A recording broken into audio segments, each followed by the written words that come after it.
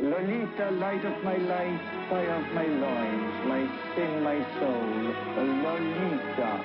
Hello everyone, it is Skylar, and today we are in a different room. I don't have my professional lighting anymore. I don't have my fancy-wancy background. I've just got like this floral thing I stuck on my wall. So like, I'm in a different place. What am I doing here? What's happening right now? Well, not only did I move rooms, I moved countries.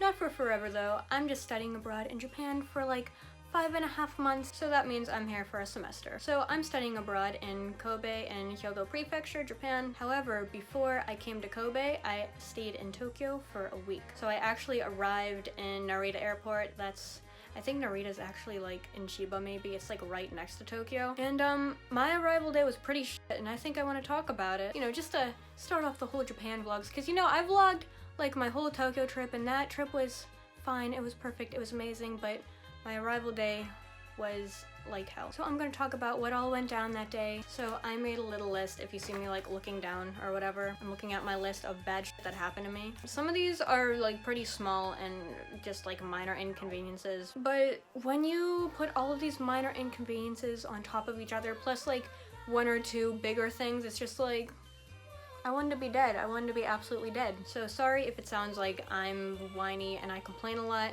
but I do. And I planned on just making like a regular sort of arrival day video, just me like vlogging myself just getting to Japan and everything, but at a certain point I was just like, nah, I feel like shit and this just isn't working out, so I'm just going to make this video telling you why it didn't work out and everything. So okay, so to start off my list of bad shit that happened to me, the first one is a very small thing that happened, which if I could just complain about this little thing, my life would be amazing, but I included it on the list because it's not exactly a good thing either. So number one thing, I got a middle seat going on my way to Japan, which I know that's small, but at the same time, when you're on a 13-hour flight with the most inconvenient seat, it's like, because with middle seats, you don't get a good view of like the window, like, you know, taken off and whatever. And then with an aisle seat, which is what I would prefer because you can have easy access to get up and go to the bathroom. Because if you're in the middle seat, or if you're next to, or if you're in a window seat, then you're going to have to probably wake up people because it's such a long flight. People are going to end up falling asleep. So you're gonna have to wake up these people in order to tell them, okay, get up, I have to go piss. And then, like, if they fall asleep again while you're gone, then you're gonna have to be like, hey, get up, I need to go sit down again. And it's just not a fun time. So, like, aisle seats are the best seats if you want my recommendation. But it's not like I've got to decide, obviously. So my next thing, which leads into, like, a slightly more stressful problem, just a bit, is that me going through immigration took a pretty long time. Because I had to go through immigration, okay? So basically I had to get like my fingerprints done. What else did I have to do? I don't know, to show why I'm in Japan or whatever. But I also had to add on top of that, me getting my residence card. Because I'm not just visiting Japan, I'm also like technically a resident, I guess, because I'm here for a longer period of time. So I had to go get this like official looking card thing that says like, hey, I'm a resident. And that took an extremely long time. And I talked to other people about this and it didn't take them like any time at all, but for me, no. Like I was probably sitting there waiting like an hour, maybe over an hour, waiting to get this card.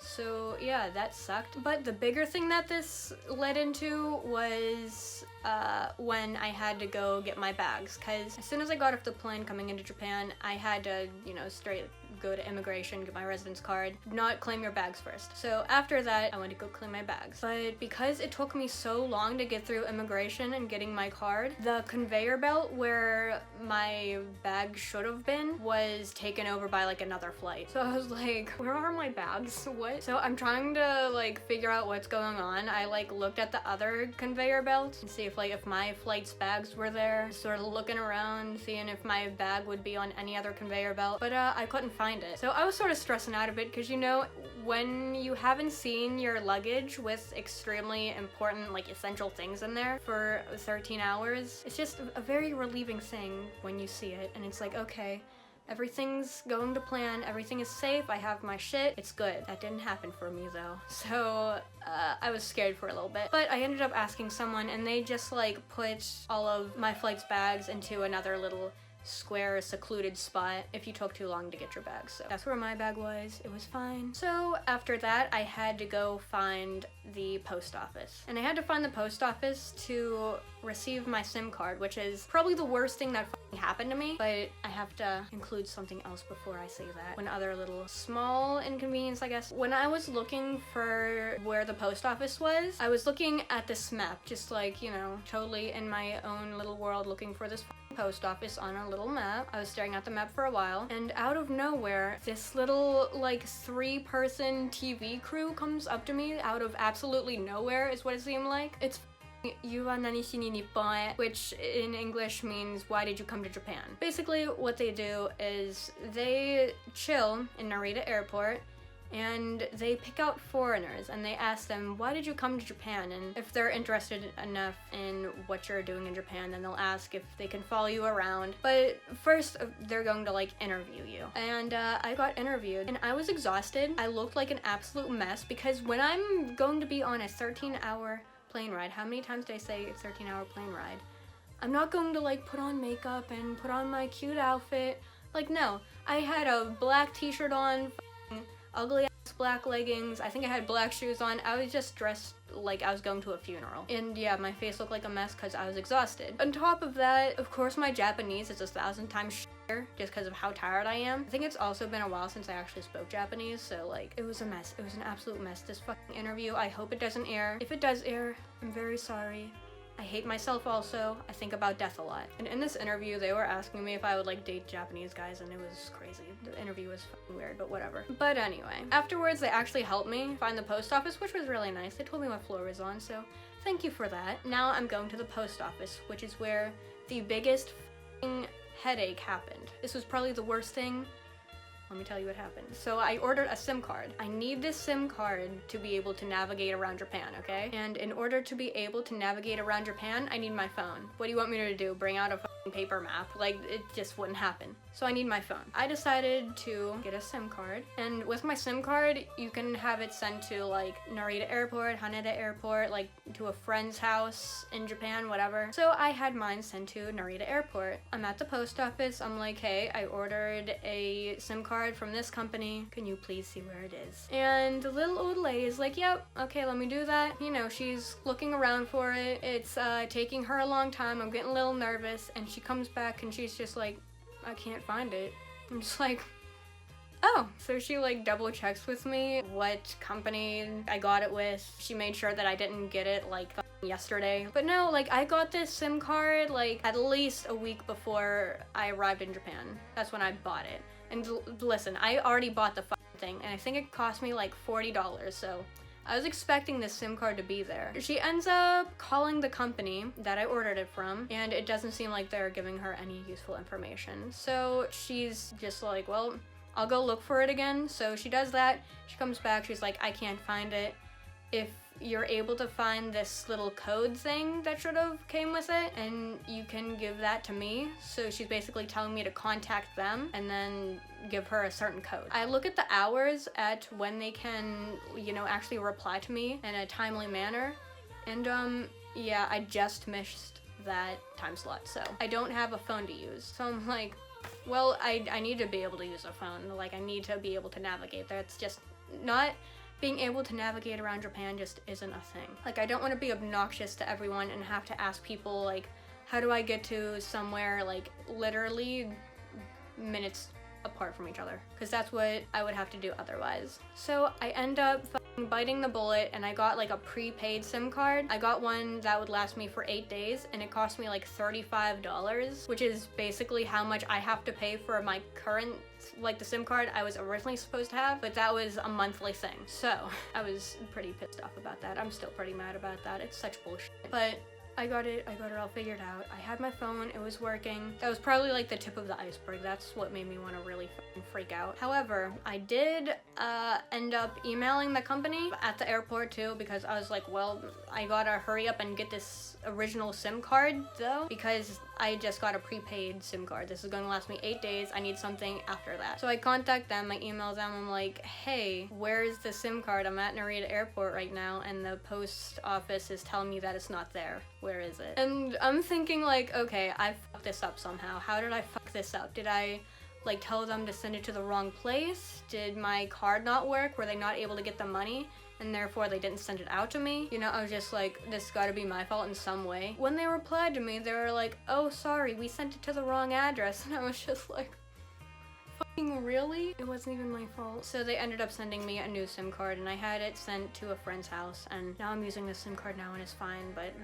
it's such bullshit. Like, that shouldn't have happened. Afterwards, I get on a bus to go to my Airbnb. So I got on the bus from the airport, and I think it went to like somewhere in Shinjuku, because that's the little city I was staying in, or whatever the fuck that is, like a town, ward, whatever, I don't know. And I have, what, 2 big suitcases. Only one of them is full though, because I decided to keep the empty one for Tokyo, because I knew I'd buy a lot of shit there. So I had 2 big suitcases, a carry-on, and then like a little purse. I had to carry that from wherever they left me off in Shinjuku to my Airbnb, which I think it would take me like 25 to 30 minutes. So like, I thought it was doable, and I mean, I did it, so it was doable, but it was really easy in the beginning, and then like, while I'm walking there, it's just getting more and more difficult to be able to take all of my shit like that sort of distance. It just felt like my luggage was just getting heavier and heavier, and in my head I'm like, okay, that makes sense because I'm just getting more and more tired